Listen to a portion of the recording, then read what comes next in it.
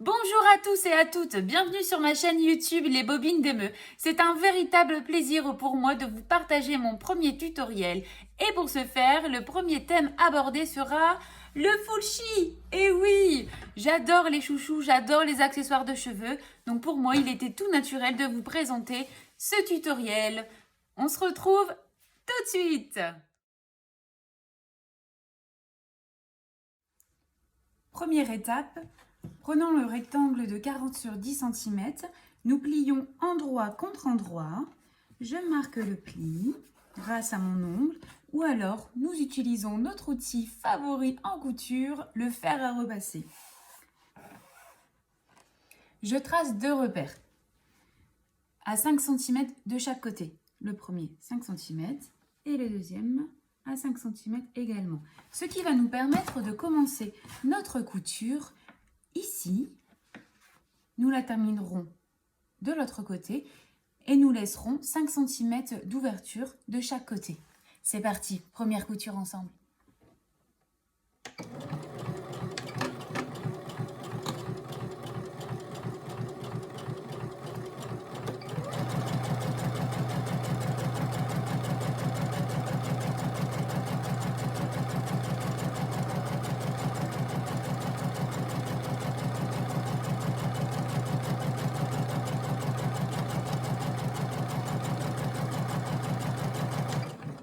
Je n'oublie pas mon point d'arrêt. Et voilà, première couture réalisée. Hop, j'écarte mes marges de couture. Là, c'est pareil, hein. Soit on fait avec notre ongle ou alors nous prenons le fer à repasser. Habituellement, je suis une grande fan du fer à repasser. Là, pour question que ce soit plus pratique, je fais devant vous avec mon ongle. Et voilà. Donc, j'ai bien laissé mes deux ouvertures de chaque côté. Là, nous retournons le tube. Allez, je vous laisse faire. Le tube est retourné. À cette étape, je passe un petit coup de fer à repasser. Le coup de fer passé, nous pouvons retourner de nouveau notre tube. Alors, je m'explique. Nous prenons les deux extrémités non cousues. Voilà. Et nous allons faire rentrer de moitié le tube. Voilà. Pas besoin d'aller jusqu'au bout, ce n'est pas nécessaire. Alors, endroit contre endroit, les deux côtés rejoints, nous faisons une couture.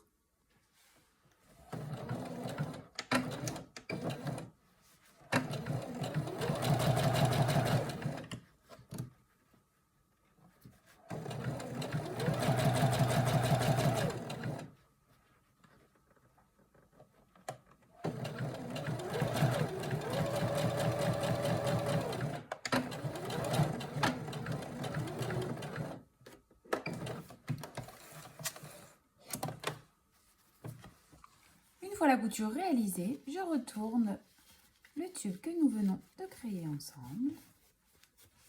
Voilà. Voilà à quoi ressemble notre futur chouchou. Donc ici, nous avons l'ouverture pour passer l'élastique. Pour ce faire, nous allons prendre l'élastique, une épingle à nourrice, voilà.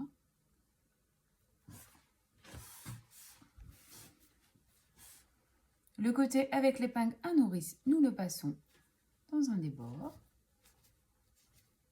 et nous faisons entrer l'élastique dans le chouchou. Alors, une fois que le premier côté est passé, l'autre extrémité, nous allons mettre juste une petite pince pour éviter qu'il ne se sauve. Et nous continuons. Voilà.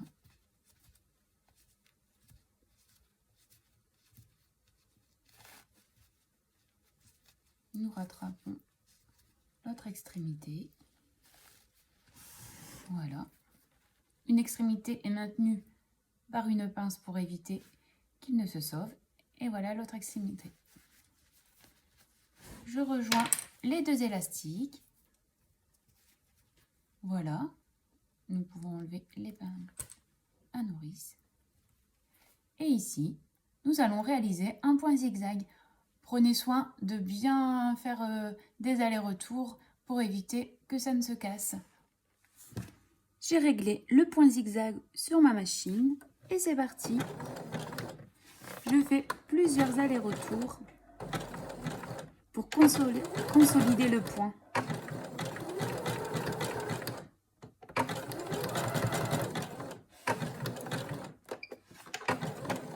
Je fais un point d'arrêt.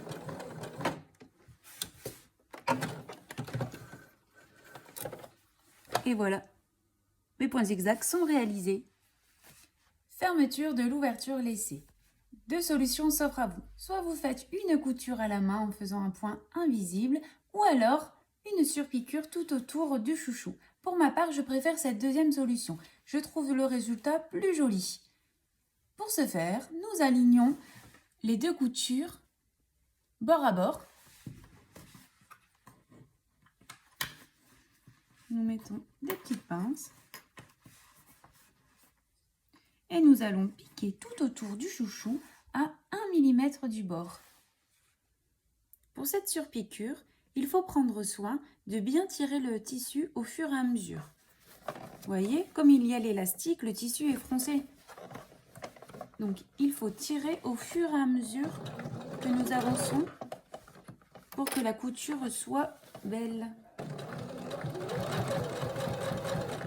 Pas facile de vous montrer. Mes mains vous gênent. Je tire de chaque côté, tout doucement, bien entendu. Je prends soin de bien aligner mes coutures.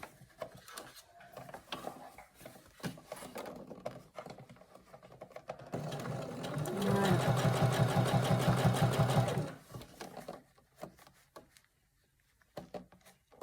Voilà, je tire légèrement de chaque côté.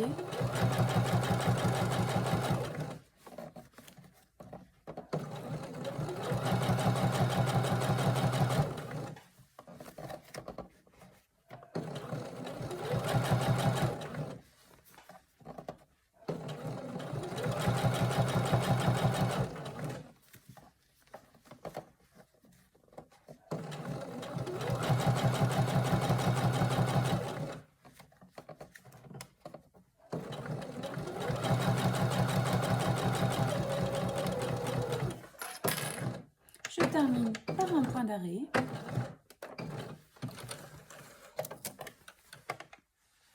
Une fois la surpiqûre réalisée, je coupe mes petits fils de couture.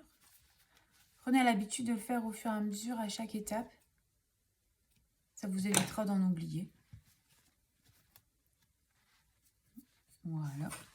Dans la petite poubelle sur le côté. Et voilà, bravo à vous, vous venez de réaliser votre premier chouchou. Deuxième étape, le foulard. Nous prenons notre rectangle, nous allons le plier en deux, endroit contre endroit. J'ai au préalable marqué le pli au fer à repasser. Voilà. Et là maintenant, nous allons placer un petit repère.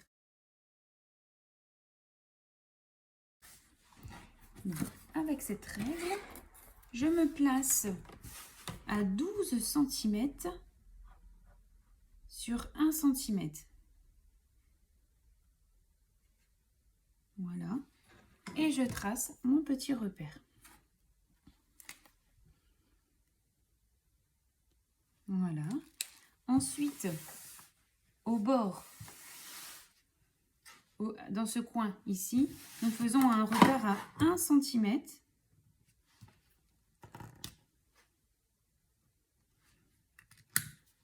Voilà. Et nous allons marquer un ovale. Pour ce faire, nous prenons un plat ovale. Voilà, rien de plus simple. Vous prenez n'importe quel plat ovale qui se trouve chez vous. Et nous allons placer selon les repères que nous venons de faire.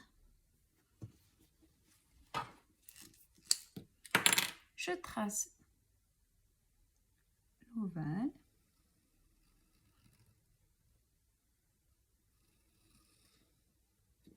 Voilà, je vous montre de plus près. Vous voyez?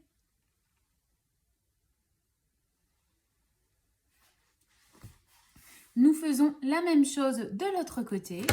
Donc pareil, je prends mon repère à 12 cm sur 1. Je fais une petite croix. Ensuite, dans le coin externe ici, je trace également un repère à 1 cm. Voilà, les repères sont réalisés. Je prends le plat ovale et je trace.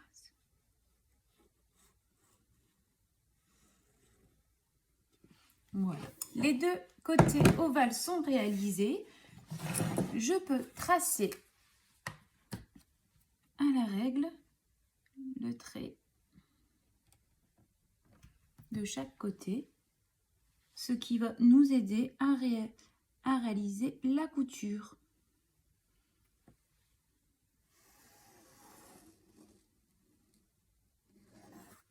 Voilà. Je vous montre.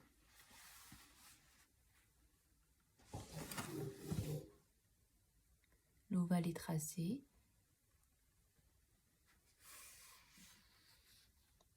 De chaque côté. Voilà. Ici, je n'ai pas mis d'épingle ni de pince, mais si vous le souhaitez, vous pouvez en mettre. Maintenant que le tracé est réalisé, nous allons passer à la couture. Et rien de plus simple, nous suivons la ligne rouge que nous venons de réaliser.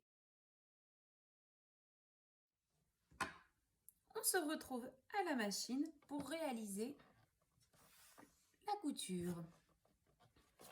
Je commence comme d'habitude par un point d'arrêt.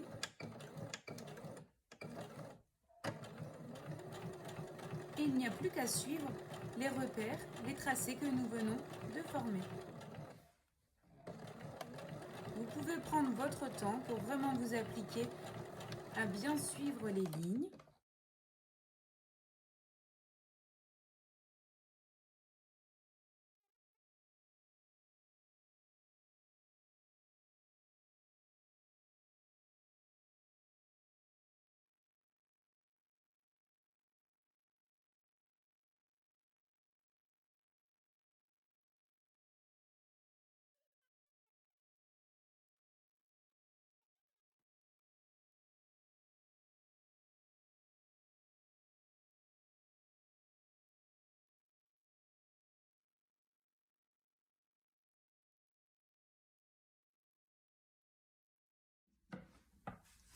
À l'aide de mes ciseaux cranteurs, je coupe l'excédent de couture. Je laisse environ 0,5 tout le long du trait et de la couture que nous venons de former. L'avantage d'utiliser des ciseaux cranteurs, ça va vous éviter de cranter les arrondis avec vos petits ciseaux. Et ça évite aussi que le tissu s'effiloche.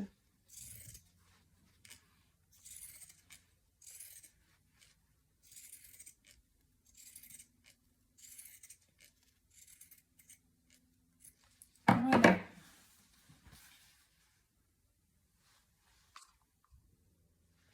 Juste dans les petits coins de chaque côté au niveau de l'arrondi, j'enlève l'excédent de couture pour vraiment avoir de belles finitions, que ce soit un petit peu plus fin. Voilà, je fais ça avec les petits ciseaux, c'est très bien. Voilà, maintenant une fois que ça c'est fait, nous retournons l'ouvrage. Avant ça, si vous le souhaitez, vous pouvez écarter les marges de couture, bien évidemment, ça vous fera de plus belles finitions. Voilà, nous retournons.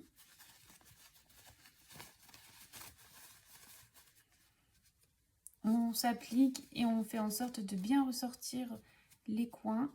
Pour cela, vous pouvez vous aider d'un petit outil qui est bien sympa. Voilà, vous voyez, ce petit outil pour justement bien ressortir les angles. Vous y allez doucement pour éviter de percer votre tissu. Voilà, comme ça, nous avons bien ressorti la pointe. Voilà, pour le premier côté. Nous faisons la même chose de l'autre côté. Voilà, l'ouvrage est retourné. J'ai pris soin de bien faire ressortir les angles. Maintenant, nous passons un coup de fer à repasser et nous faisons la surpiqûre finale. On se place à 1 mm du bord et nous allons faire la surpiqûre uniquement sur le côté où nous avons fait les ovales.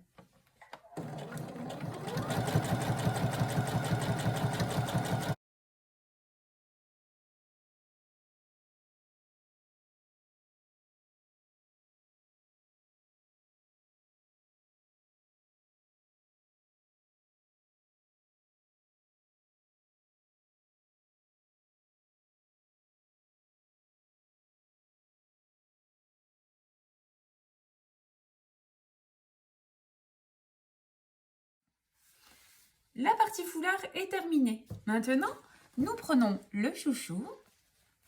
Nous allons repérer cette petite couture. C'est ici où nous allons mettre le foulard. Pour cela, rien de plus simple. Je prends le chouchou, je passe une extrémité, je rejoins l'autre extrémité du foulard, bord à bord. Je fais attention de bien centrer et je forme un nœud de manière simple.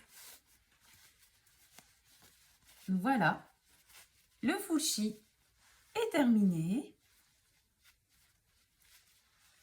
Voilà. Bravo à tous et à toutes. Merci de m'avoir suivi pour mon premier tuto. J'espère qu'il vous a plu. En tout cas, moi, j'ai pris beaucoup de plaisir à le réaliser. Et si vous voulez m'encourager, vous pouvez laisser un petit j'aime, un petit commentaire. Je me ferai un plaisir de vous répondre. Et vous pouvez me retrouver sur Instagram et Facebook, les Bobines d'Emeu.